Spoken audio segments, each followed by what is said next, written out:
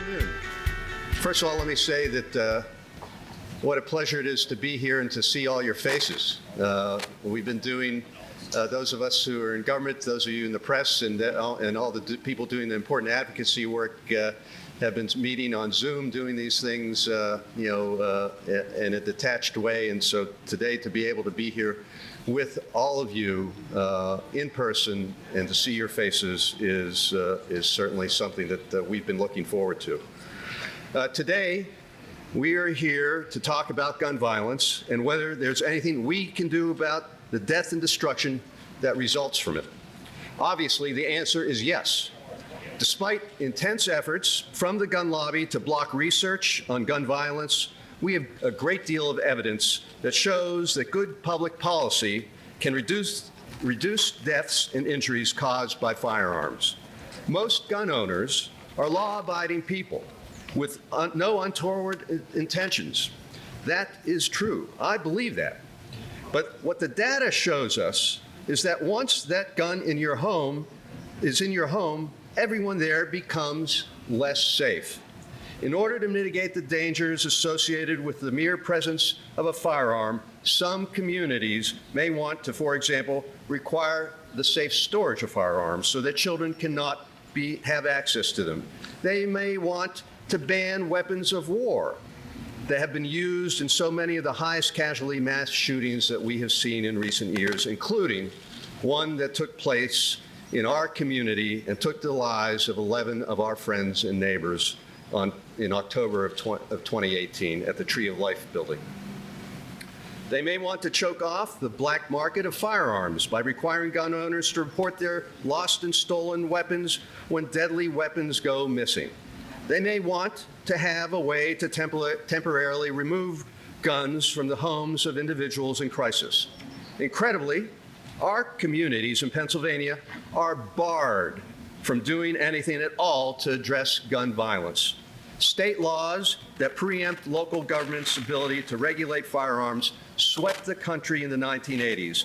It was a trick that the National Rifle Association learned from the tobacco lobby, and they used it to great effect. Now, in 44 states, the hands are tied of local municipalities and other jurisdictions that might try to protect residents from gun violence. So we continue along with guns on demand. Background checks to apply to some firearms and in some situations. Semi-automatic weapons are allowed and can be modified to make them more deadly. Gun owners need to not be trained, and firearms need not be stored in any particular way, even if there are children in the home.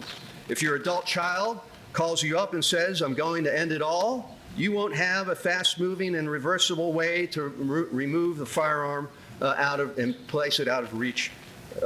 And if it disappears even from your car one day, you need to tell law enforcement. You need not tell law enforcement about that.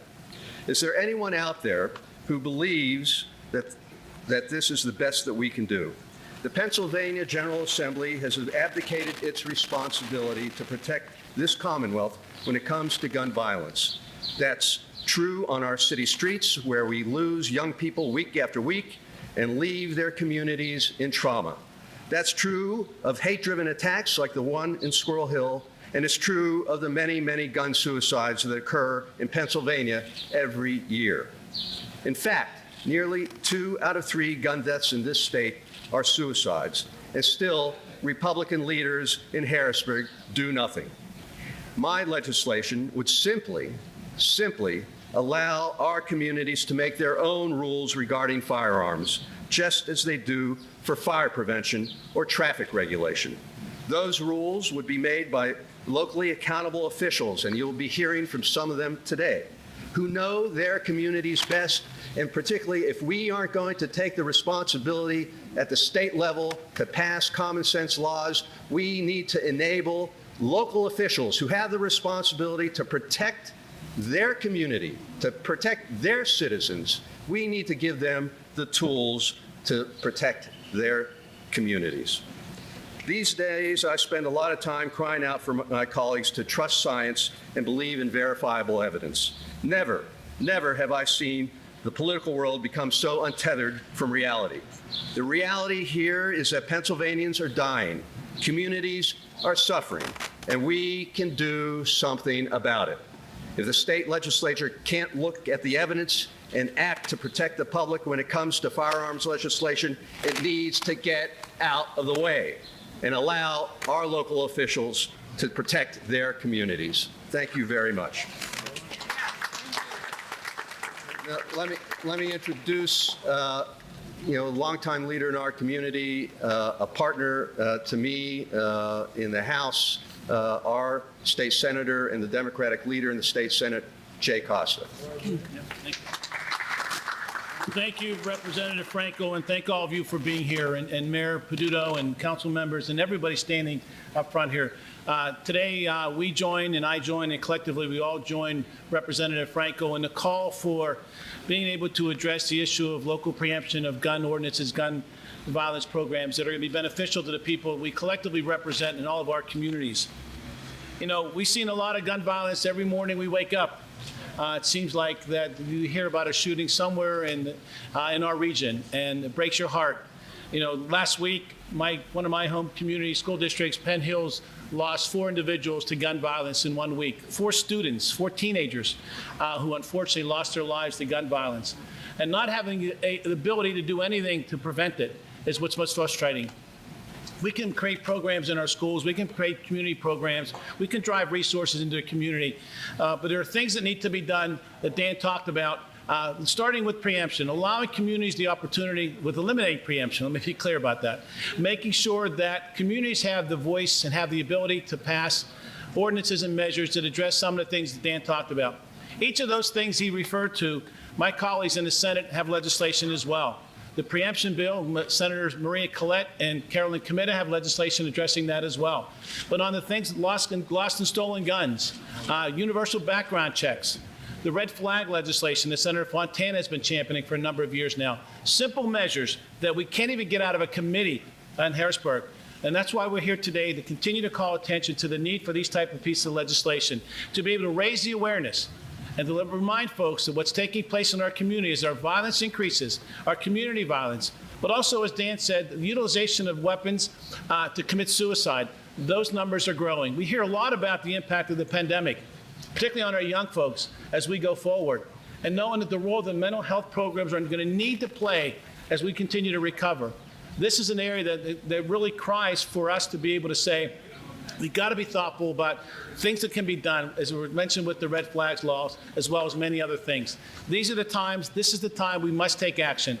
We have a legislature that's going to be coming back in the month of June for about 4 weeks of legislative session. This is the opportunity to advance these measures, in particular start with preemption and continue to build upon what we've done a number of years ago. And folks, I will remind you, it's been what, over 2 years, Dan, since we did the last piece of legislation? Given what's taken place throughout these years and what we've seen across our region, what we've seen across the country, we have a legislative body controlled by Republicans, and I'm sorry to be partisan, but it's a fact. The legislative Republican-controlled legislature that refuses to acknowledge what's taking place in our communities and in our Commonwealth and in our country. We have to take steps. Instead of worrying about the validity of the elections across this country and across Pennsylvania and traveling across the country trying to undermine the democracy that took place here in our Commonwealth and our country, we should be looking at these measures that impact the quality of life of individuals, certainly, but more importantly, impact our communities as well. So I'm pleased to be standing here with all the folks who are here. Thank them for their participation today, and hopefully we'll be able to get these measures moving forward very soon. Thank you. It's my now pleasure to introduce Erica Strasberg and I think, and Corey. I want to say thank you for what you guys did after the Tree of Life situation, advancing measures, advancing ordinance to challenge what we have in place in Pennsylvania to try to undo what needs to be done. Thank you very much. And Erica, you're up. Thank you, Senator Costa, and thanks to everyone here today. My name is Erica Strasberger. I'm on Pittsburgh City Council representing District 8, which does include part of Squirrel Hill. I share Squirrel Hill with Councilman O'Connor, and does include the synagogue, a Tree of Life synagogue building where 3 congregations were affected when 11 of their congregants were murdered by a racist and a bigot while they were praying. And this year is 2021. It's 2021. once again, to see enough gun murders and people dying by firearm, both by homicide and by suicide, to fill PNC Park. And then some. Think about that. Think about all the people who could live to see another year and won't because of access to firearms. And then think about their families. And then think about their friends and the ripple effect that that has in society. When I think about why we're here today, it is to protect people and to allow people to live to see another day. And it's not just people who are dying from access to guns. It is people who are injured and whose lives are impacted forever. The US makes up about a little over 4% of the world's population. And yet gun deaths, we make up 82% of gun deaths worldwide. More than our share, more than our share. We don't have more violence in this country than other countries. We don't have more problems, whether it is suicidal ideations or any other issues like that than other countries. We just have easier access to guns. It's plain and simple.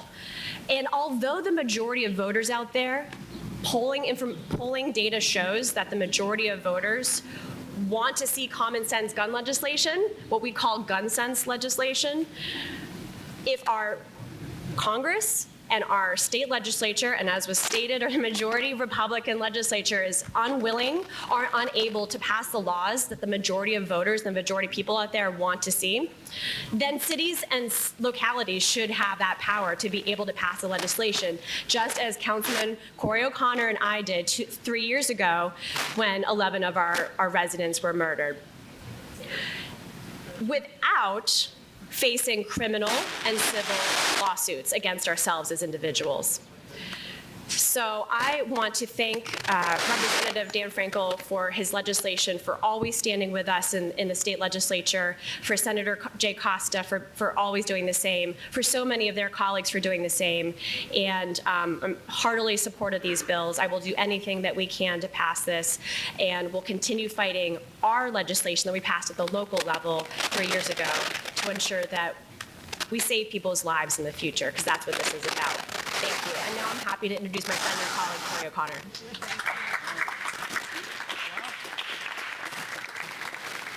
Thank you, Councilwoman. I first want to thank Representative Frankel, who has championed this bill and bills like this on gun control for a number of years, as well as Senator Costa and Councilwoman Strasburger and I. When we took up this fight about 3 years ago now, I never thought I would be what would I say, bombarded with lawsuits. And that's basically what had happened to us. We and the mayor, who stood up and wanted to take this fight for good common sense gun control laws, we were sued. We are being told by people that don't live in this city, that don't live in this, some of them in this state, decided to pick lawsuits against us because we wanted to stand up for our communities. There is nobody in Greene County that represents anybody in Hazelwood, Greenfield, or Squirrel Hill that should tell me as a local elected official how to protect my residents. And that's what we're fighting for today. Local officials know their residents and know their communities better than anybody else. And for somebody across the state that's being bought off by the gun lobby, my neighbor safe isn't right, and it's not fair. And that's the fight that we're taking up today, and we're glad to help and support our state representative and our state senator as well. And it's now my pleasure to bring up somebody that talks about this, that sees this, that fights for gun control each and every day because he sees the impact that it has, unfortunately, in his community, and that is our good friend Richard Carrington.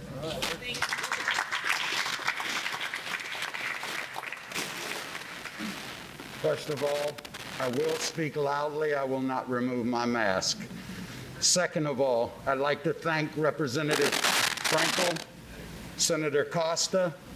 I'd like to thank the esteemed mayor.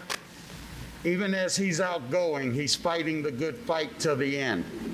I'd like to thank Moms Demand Action, Tim Stevens, a Coalition Against Violence. I'm doing all this, and it seems as if it's a small task to thank the people that are fighting the fight. but those are the people who least get thanked. The people who are fighting the good fight, the community. I stand here today with a heavy heart. I was asked to speak on the goodness of the community's work around gun violence, and I'd like to get to that. But this week, I buried number 208 of young people that I have worked with since the year 2000. My nephew, Shane Edwards, killed on Route 28 from Belsuver. You would have been proud to have him as your son-in-law or dating your daughter. I buried 209. Isaiah Clancy, killed needlessly, shot in the head in Allentown. Funeral on the 12th of June. He worked for me as a young man, trying to figure out which way his path was to go. I buried 210 next week. My cousin killed in Olmsted, needlessly, by gun violence. If you think my heart isn't heavy, you don't know what those words mean. 210.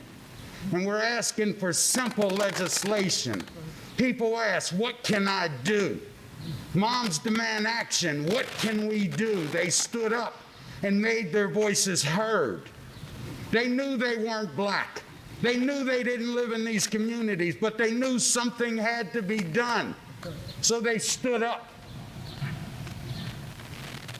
As we all stand together as one, begging the system to be accountable. No different than we ask foundations when you give out money. Make sure the organizations are accountable for what they say they're doing. The statistical information hasn't changed. History is history. The numbers fluctuate. And yet we stand here because we can't get legislation changed. We must get it changed. If the communities are to thrive, which the 90 communities of this city are the backbone of this city, it affects everyone of color, creed, ethnicity, and culture. And it is all our responsibility to fight the good fight. I now would like to take time to introduce someone that I had an opportunity to listen to tell her own personal story. And for all 210 of my stories, it touched me just as much as my nephew being killed 2 weeks ago. I've been through 210. My nephew's put a hole in my heart, and I will fight daily to try and mend that. But I have a responsibility to first make sure I can see through my glasses so I don't pronounce Gina's last name wrong. I'd like to introduce Gina Pelusi. Her story was touching. It was heartfelt, and it was forever memorable to me. And I hope someone out here will allow her story to touch your heart as well. God bless you all. Thank you.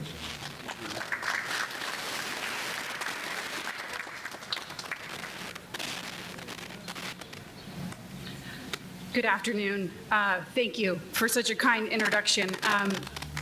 My name is Gina Pelusi. I am a volunteer with Moms Demand Action for Gun Sense in America, and I am a gun violence survivor. I'm here today to show my support of our elected officials here in Pittsburgh, who are taking the steps to create a safer community for all Pennsylvanians. 7 years ago, my mom, Ruth Ann, was shot and killed opening the front door of our home to a stranger. The man who killed her was a convicted felon who legally never should have had access to a weapon. I will never be the same after having my mom taken from me and my family. I have spent the last 3+ years sharing my story and my pain to advocate for gun violence prevention so that people do not forget the names and faces and lives of those who have been taken from us by gun violence. Pennsylvania's preemption law currently prevents localities from taking certain actions to help prevent gun violence. This dangerous policy ties the hands of our local officials and prevents leaders who know their communities best from implementing public safety laws. The leadership standing up here with me today knows firsthand that gun violence can ravage communities, and they want to stand up to the gun lobby and do something about it. That is not lost on me. We've heard examples of it today. Back in August of 2013, an armed man entered the municipal building in Ross Township, not far from here, and shot and killed 3 people and injured at least 2 others. Because of the state preemption law, Ross Township officials are forced to allow people to bring guns into the building. This is not an arbitrary problem for us in Pennsylvania. This is a real concern that prohibits our local governments from adopting reasonable gun laws tailored to our communities. Pittsburgh has been faced with gun violence in all of its forms: city gun violence, mass shootings, unintentional shootings, firearm suicide, and everyday gun violence. 100 lives are taken by gun violence every day in this country. We do not have to live this way. I refuse to accept the notion that there is nothing we can do about this crisis. My mom was the sort of person who always stood up for what she believed in, and she always did the right thing, even when it was hard. I will honor her by continuing to fight for gun safety, for my children, for our community, for my mom, Ruth Ann, and for all of those loved ones who were taken far too soon. I'd like to introduce our next speaker, Josh Fleitman from Ceasefire PA. Thank you.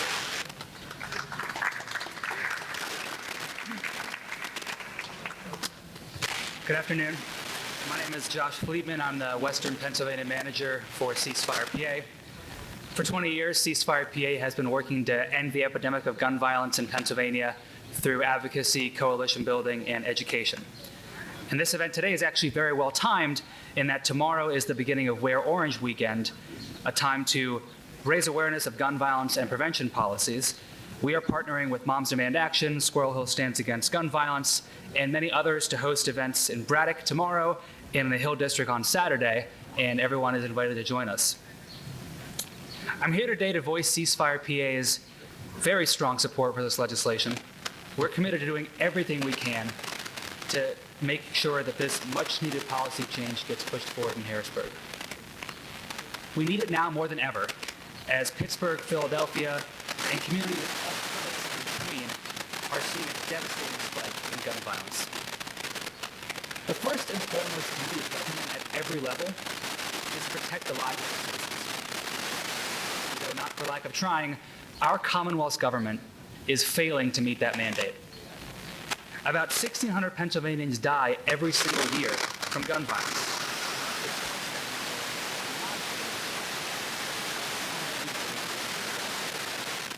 We've heard it said many times that gun violence is an epidemic. General Assembly in response to an epidemic, the very least they can do is take the handcuffs off of and allow them to take action to protect their own citizens. Every day I speak with local officials and community leaders who often feel powerless to address gun violence. But let's remember that sense of powerlessness is not inevitable. It is intentional. It is actively upheld and advanced by lawmakers in Harrisburg who are beholden to an extreme agenda that is out of touch with what a majority of Pennsylvanians and a majority of gun owners want. And that is common sense policies that can save lives while still respecting responsible gun ownership. So I urge legislators in Harrisburg to heed the calls of their constituents and the local leaders whom they serve, and to remain true to what has always been a bedrock conservative principle: local control to solve local problems. State officials don't like having their hands tied by Washington. Harrisburg should not turn around and treat local governments with that very same disdain. And sadly, as we stand here today, right now, the majority party in the State House is moving forward with a vote next week on legislation that would double down on preemption. This new bill would let anyone, including out-of-state gun birds, sue local officials who try to stop the violence, and then force local taxpayers to pick up the legal bills. We're fighting that bill. And while we fight in the legislature, Ceasefire PA is also fighting preemption in the courts. We're proud to stand with the city of Philadelphia and as a lead plaintiff in a suit against the General Assembly and its majority leadership, arguing that the actions and inaction of the General Assembly has stoked the gun violence epidemic and infringes on every Pennsylvanian's constitutional right to live safely. We greatly appreciate the city of Pittsburgh for their support in this lawsuit, which is actually hearing oral arguments next Wednesday in Commonwealth Court. So we have a lot of work to do. But as our society's moral outrage at this ongoing senseless slaughter continues to swell, I am hopeful that our elected officials in Harrisburg will begin to see the need for action. We appreciate the leadership of everyone involved here today, and Ceasefire PA remains a strong partner with all of us in our fight to save lives. Thank you, and now I'll welcome Dr. Raquel Forsyth to the podium.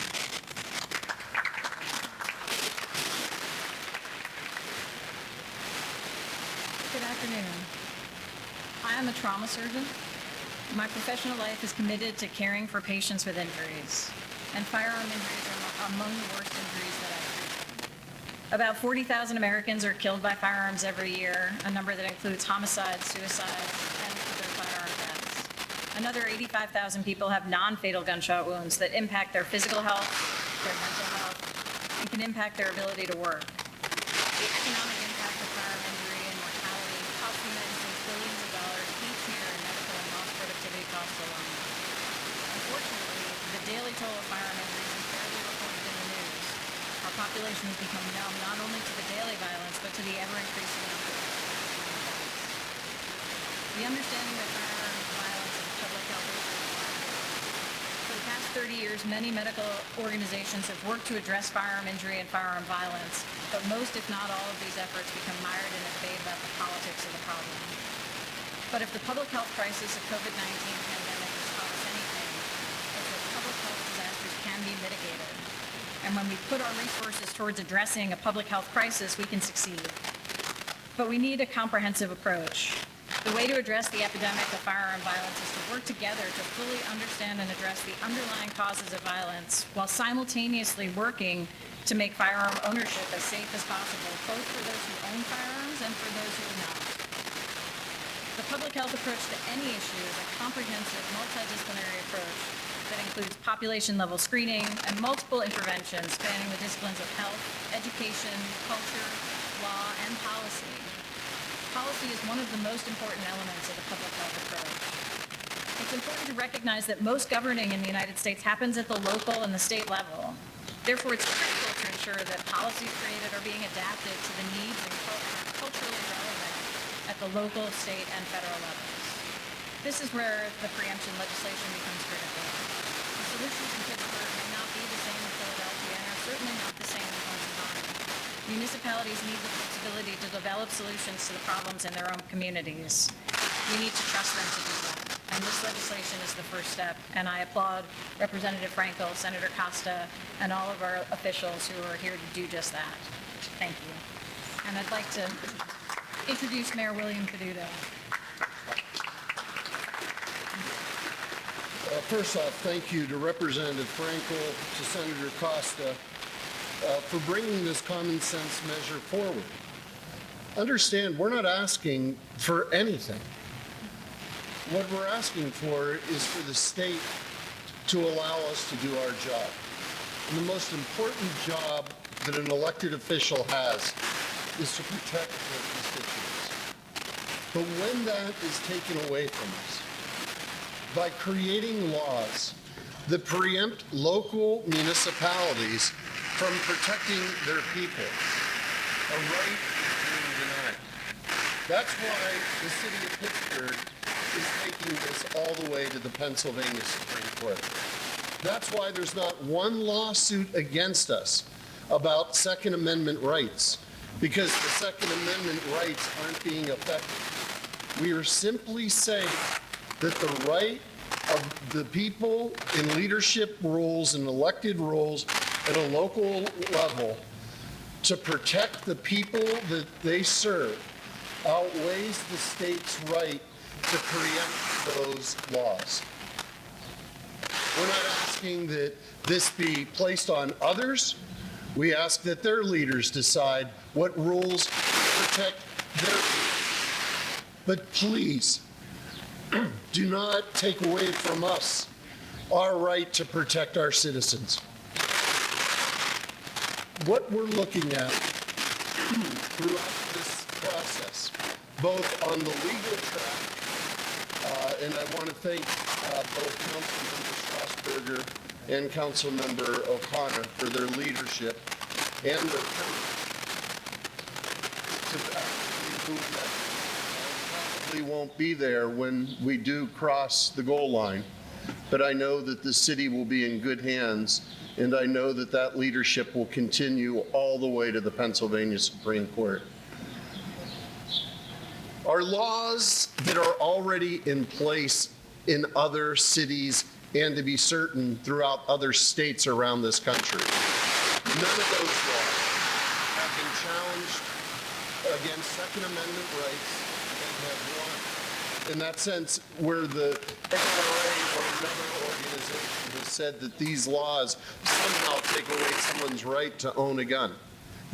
We're asking that the precedents that those other locations have been able to utilize policy and programs to be adopted here in Pittsburgh so that we can protect our people.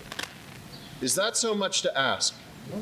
That the state simply allow us to protect our people? We're not even asking you to take a vote in order to be able to do something statewide.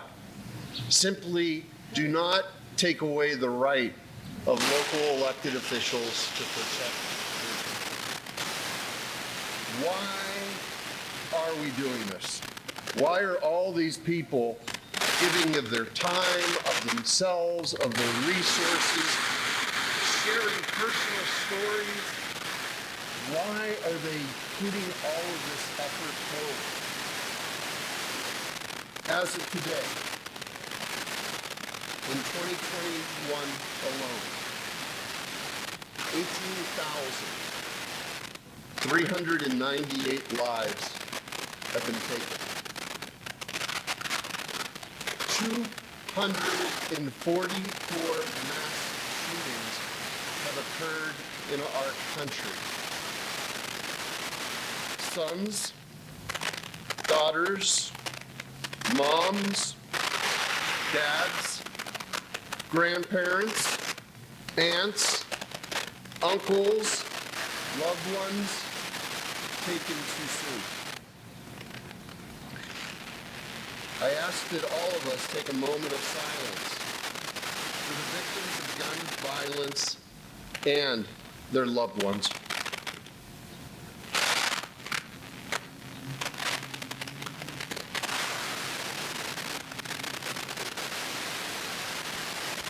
Why are we doing this? Because this is unacceptable.